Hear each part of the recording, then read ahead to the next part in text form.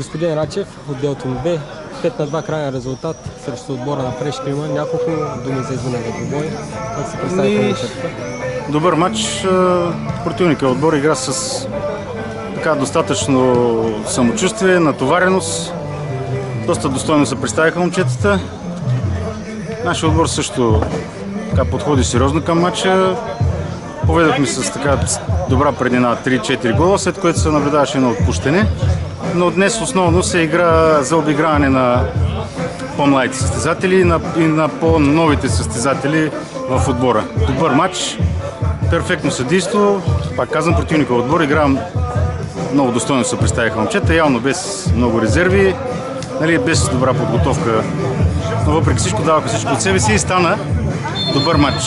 Най-вече стана коректен матч, почти без нарушения. Аз борих нарушенията, общо 7 нарушения бяха свирени в двете страни. Това е. Коментар на играта на Бойо Боб. Боби днес не игра Златко Ненов, син. Днеска имаше 2 поколения на терена. Много нахъсано игра момчето. Старайше се да отиграе абсолютно всяка топка, старайше се да бъде напред, в средата и в защита.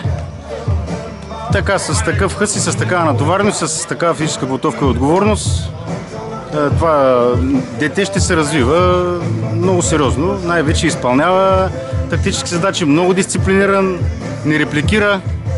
Общо взето, добра перспектива. Да очакваме и следващия матч да го видим в игра. Очакваме във всеки един матч младите момчета, Златко, Бойко ще вземат участие минимум по едно полувреме.